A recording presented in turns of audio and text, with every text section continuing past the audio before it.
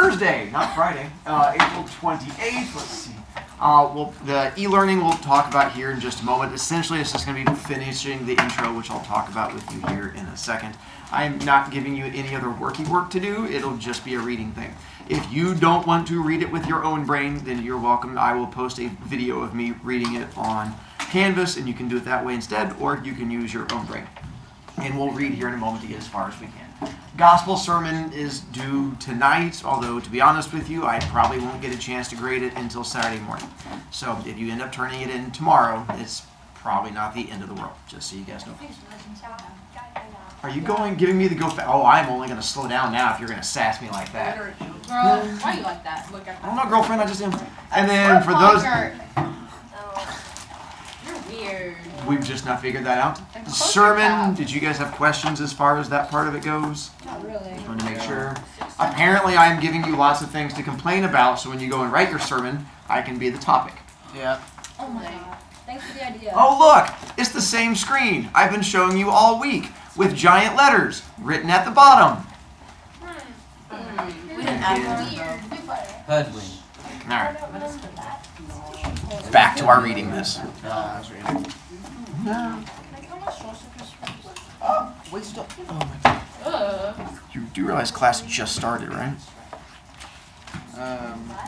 Page Ocho. This is where we left off with you. We'd just gotten past him screaming at his mom. All right. And then we had just gotten to pneumonia. And then we find out that...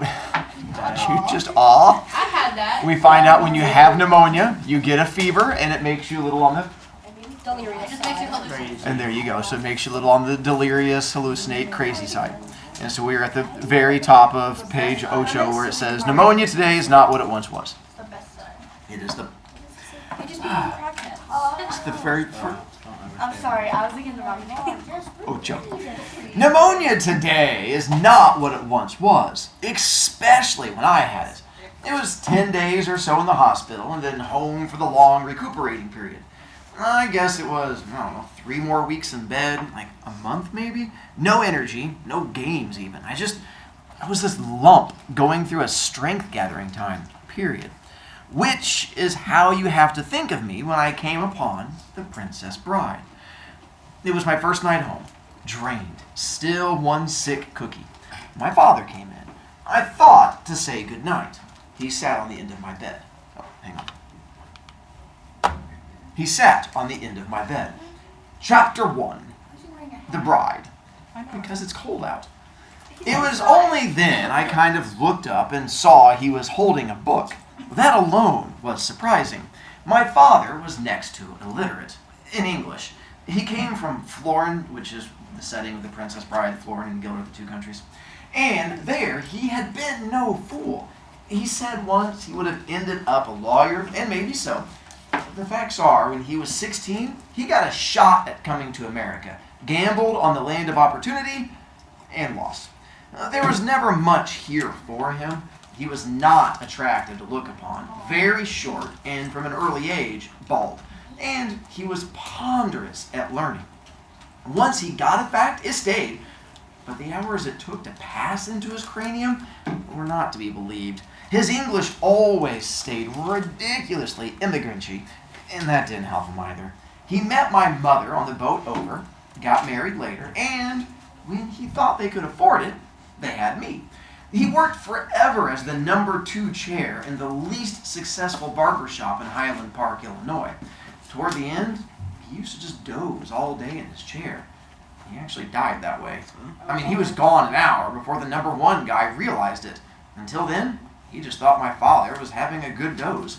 I mean, maybe he was. Maybe that's all any of this is. When they told me, I was terribly upset, but I thought at the same time it was an almost existence-proving way for him to go. Anyway, I said, huh? What? I didn't hear. I was so weak, so terribly tired.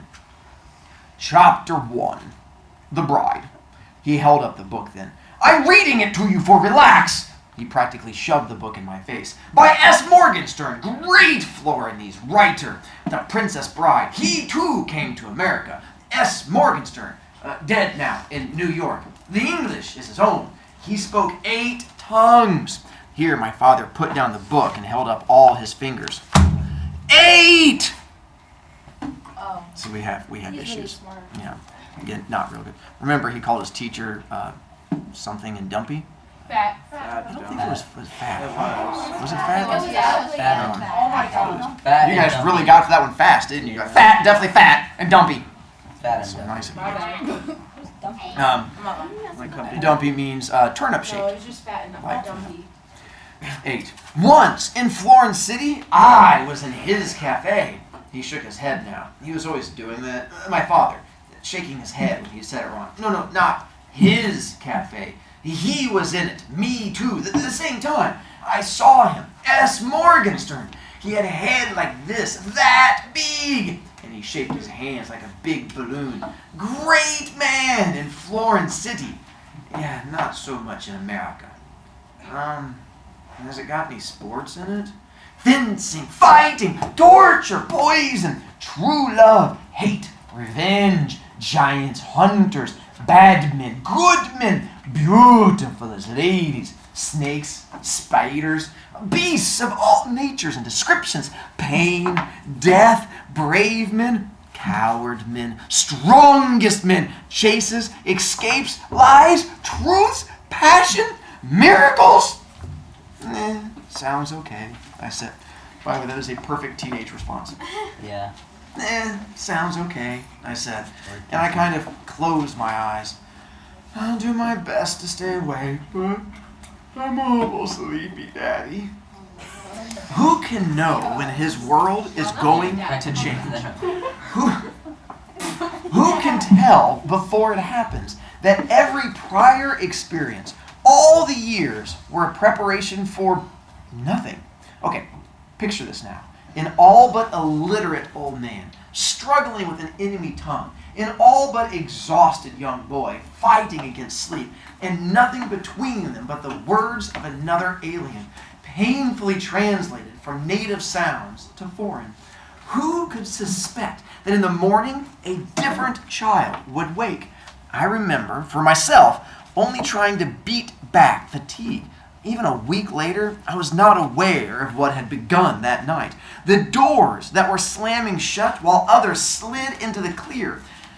Perhaps I should have at least known something, but maybe not. Who can sense revelation in the wind? What happened was this. I got hooked on the story. For the first time in my life, I became actively interested in a book. Me, the sports fanatic. Me, the game freak. Me, the only 10-year-old in Illinois with a hate on for the alphabet, wanted to know what happened next. What became of beautiful Buttercup and poor Wesley and Inigo, the greatest swordsman in the history of the world? And how really strong was Fezzik? And were there limits to the cruelty of Vizzini, the devil Sicilian? Each night, my father read to me, chapter by chapter, always fighting to sound the words properly, to nail down the sense. And I lay there, eyes kind of closed, my body slowly beginning the long flow back to strength. It took, as I said, probably a month. And in that time, he read The Princess Bride twice to me. Even when I was able to read myself, this book remained his. I would never have dreamed of opening it. I wanted his voice, his sounds. Later, years later even, sometimes I might say, how about the duel on the cliff with Inigo and the man in black? And my father would gruff and grumble and get the book and lick his thumb, turning pages till the mighty battle began. I loved that. Even today, that's how I summon back my father when the need arises, slumped and squinting and halting over words, giving me Morgenstern's masterpiece as best he could. The Princess Bride belonged to my father. Everything else was mine. Okay, quick timeout. The reason I end with this book is I'm fully aware that a lot of you guys in a 7th grade advanced English class don't enjoy reading. It's a thing that has been going on for years. A lot of you guys are in an advanced English class because you're smart and you're good critical thinkers, but you don't always really enjoy reading. So to get you ready for 8th grade advanced English, which is a lot of really big reading, I tried to find a book that is reading, but is one that has things everyone could like. And this is that book where if you like love stories, it has a love story. If you like death and killing, it has death and killing. If you like revenge and hunting people down and dedicating your whole life to torturing a person, it has that. It's one of those things, if you like mocking other people and laughing at their... it has that. It's one of those things where it has all those different things in it. And so I tried to find a book where no matter who you are, there are things in this book that will appeal to you. So that's why I end the year with it. Plus, it really sums up everything I've done this year with all the short stories about death and killing and making fun of you and making you a better person. It all sort of comes together in this book. This intro he's doing, William Goldman, who became this famous author, was a kid who hated reading. And this book, this moment, was the one that went from kid who hated reading, experienced this book, and then became someone who enjoyed reading. And I know it's not going to work for all of you, but if it works for one or two of you, if you go from that kid who didn't like reading to experiencing this and going, that was a really long book, but I actually kind of enjoyed it, then yay. That's what I was trying to aim for. So that was my goal with it. And he's giving you here just the rundown of how it turned him from a kid who hated reading into that person who eventually became famous for connecting to this book. Tiffy, did you have a thing for me? It has spiders. They're like birds without wings and extra legs. It has a snake, which is like a bird without wings and no legs. I can't think off the top of my head of birds. There's a guy who goes flying because he falls off there. And he flaps his arms before he hits the ground. That's kind of like a bird. So you just got to use your imagination, It's Tiffy. like a failing bird. Yes, there's a failing bird without that. It That's does. what birds called a special child. There's a lot of those. Yeah, There they're the ones that jump too early. There wasn't an adventure story anywhere that was safe from it. Come on, I would say to Miss Roginski. Come on. And when I was well again. Stevenson. You keep saying Stevenson. I finished Stevenson. Who now? And she would say, try Scott. See how you like him. So I tried old Sir Walter. I liked him well enough to butt through a half-dozen books in December. I mean, a lot of that was Christmas vacation, when I didn't have to interrupt my reading for anything but now and then a little food. Who else? Who else? Cooper, maybe, she'd say. So off I went into the Deer Slayer and all the leather stocking stuff. I looked up all the different books he's talking about to try and help you out if you want to see them from there. And then on my own one day, I stumbled onto Dumas and D'Artagnan. That's my own personal favorite. And you got me through most of February, those guys. You have become, before my very eyes, a novelholic, Miss Roginski said. Do you realize you're spending more time now reading than you used to spend on games? Do you know that your arithmetic grades are actually getting worse? I never minded when she knocked me. Everyone knows when a teacher makes fun of you, it's because they actually like you a little bit. Oh, sorry, wrong part. I never minded when she knocked me. We were alone in the schoolroom, and I was after her for somebody to devour. She shook her head. You're certainly blooming, Billy, before my very eyes. I just don't know into what. I just stood there, waited for her to tell me to read somebody. You're impossible standing there waiting, she thought a second. All right, try Hugo, Hunchback of Notre Dame. Hugo, I said, Hunchback, thank you. And I turned, ready to begin my sprint to the library. I heard her words sigh behind me as I moved. This can't last. It can't last. But it did. And it has. I am as devoted to adventure now as then, and that's never going to stop. That first book of mine I mentioned, The Temple of Gold, do you know where the title comes from? It comes from the movie Gunga Din, which I've seen 16 times. And I still think is the greatest adventure movie ever made. Okay, true story about Gunga Din. When I got discharged from the Army, I made a vow never to go back to an Army base. No big deal, just a simple lifelong vow. Okay, now I'm home the day after I got out, and I've got a buddy at Fort Sheridan nearby, and I call to check in, and he says, hey, guess what's playing at the movie theater on base? Gunga Din. We'll go, I said. It's tricky. You're now a civilian. Upshot, I got back into uniform for the first night I was out and snuck onto an army base to see that movie. Snuck back. Thief in the night, heart pounding, the sweats, everything.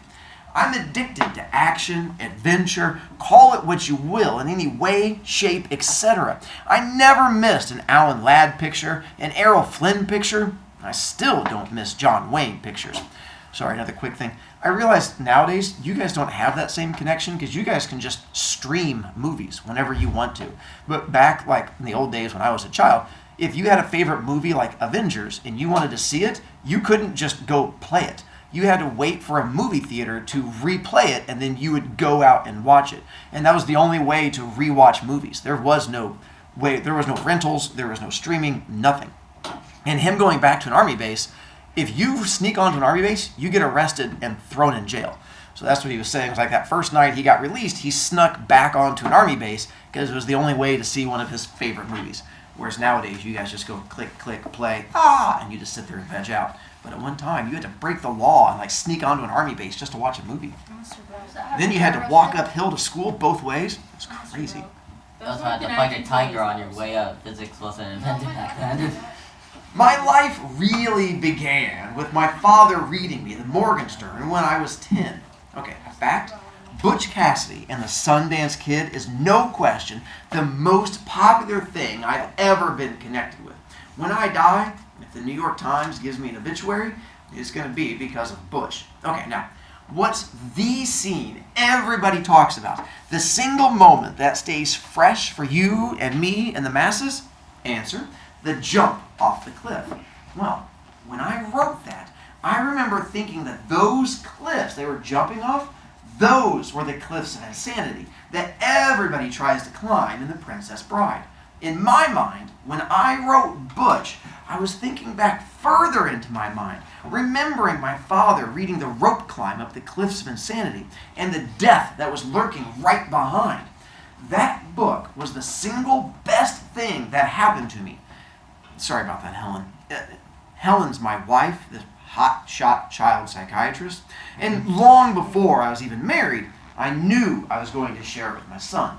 I knew I was going to have a son, too. So when Jason was born, okay, if he'd been a girl, he would have been named Pammy. Can you believe that? Now, a woman child psychiatrist who would give her kids such names? Ugh. Anyway, when Jason was born, I made a mental note to buy him a copy of The Princess Bride for his 10th birthday. After which, I promptly forgot all about it. Flash forward, Beverly Hills Hotel last December. I'm going mad having meetings on Ira Levine's Stepford Wives, which I'm adapting for the silver screen. I call my wife in New York at dinner time, which I always do. It makes her feel wanted, and we're talking, and at the close, she says, "Oh, we're giving Jason a 10-speed bike. I bought it today. I thought that was fitting, don't you?" Why fitting? Oh, come on, Willie. 10 years, 10 speeds. Oh, is he 10 tomorrow? It went clean out of my head. Well, call us at supper time tomorrow, and you can wish him a happy. Helen, okay, listen. Do me something. Buzz the 999 bookshop and have them send over The Princess Bride. Okay, let me get a pencil. And she's gone a while. Okay, shoot. The what bride? Princess. It's by S. Morgenstern. It's a kid's classic. Tell him I'll quiz him on it when I'm back next week, and he doesn't have to like it or anything, but if he doesn't, tell him I'll kill myself. Give him that message. At one time, suicide was hilarious. Nowadays, we realize it's probably not quite as appropriate, but back in the day, choices and stuff like that. Plus, again, he's a little bit on the sassy side. Hang on.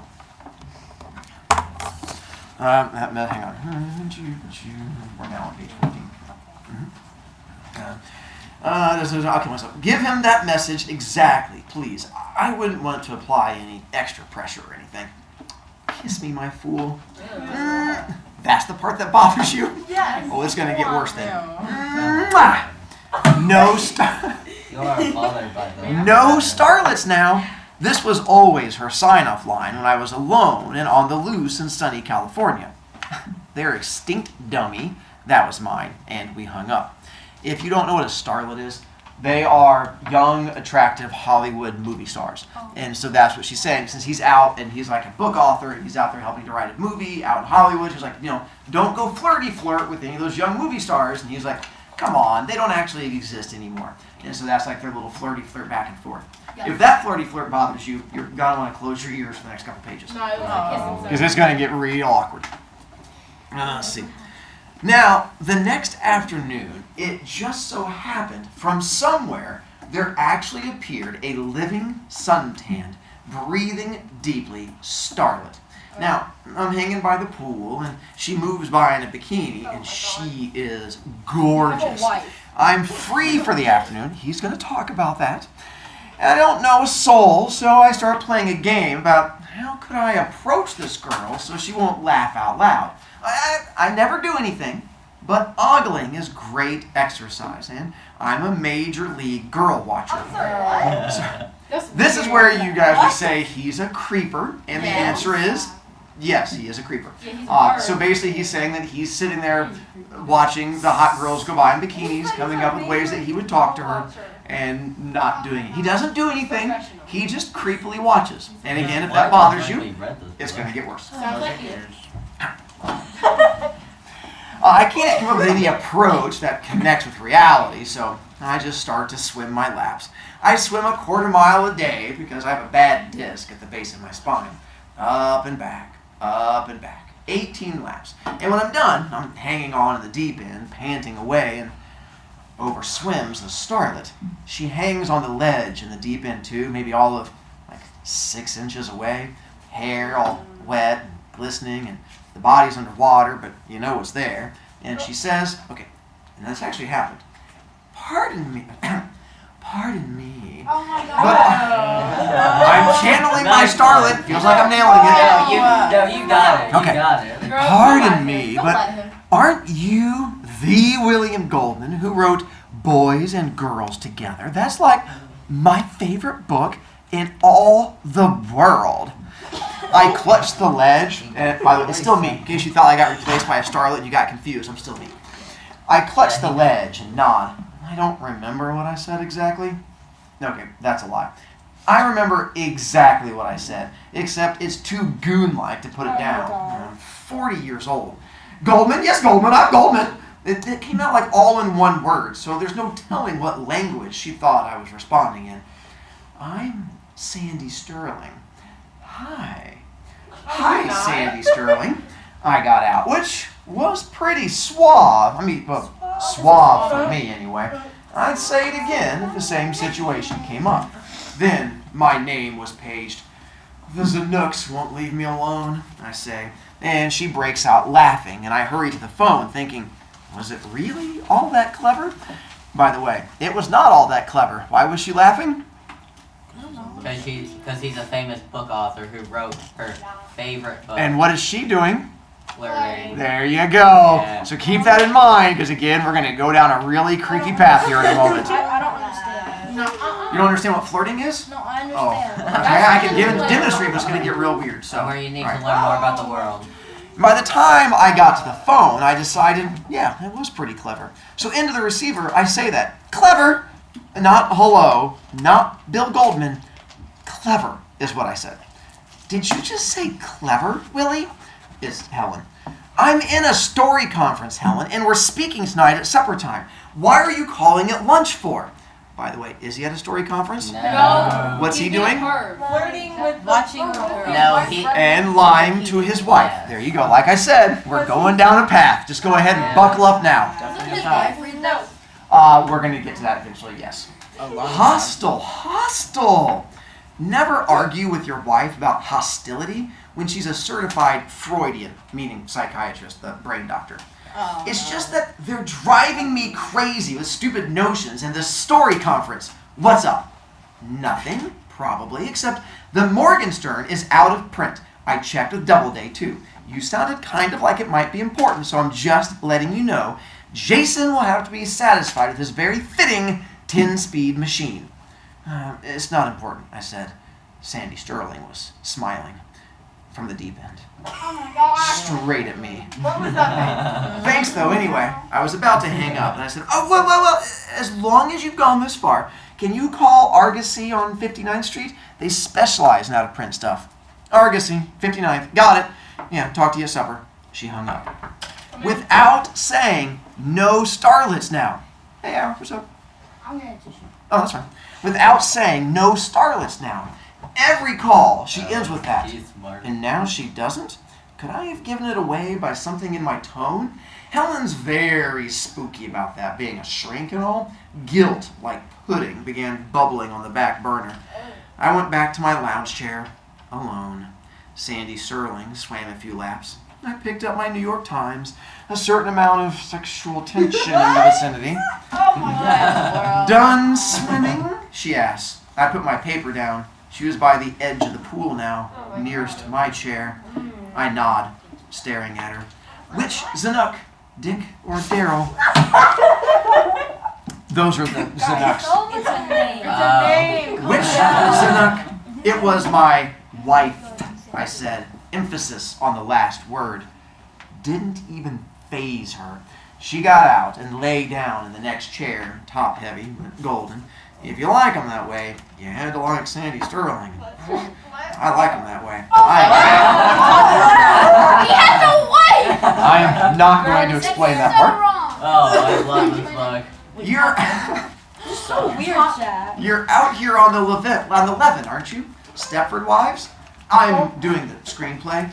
I really love that book. That's like my favorite book in all the world. Girl, we heard. I really love to be in a picture like that, written by you. I'd do anything for a shot at that. So What do you mean by that? there it was, putting it right out there on the line. And I think we're going to stop there. I think she wants to. What? No, that would be awkward and creepy, and it's not going to get worse, I swear. Is there some? So, Oh yeah, it's totally not like people Your- did for a living back then. e-learning will be to finish just the intro. Do not begin chapter 1. I'm going to get to that with you. If you don't read intro, the worst that happens is that you're just going to be really confused when we get to the parts coming up, because you'll see. It just makes life a lot more understandable as we get into it from there.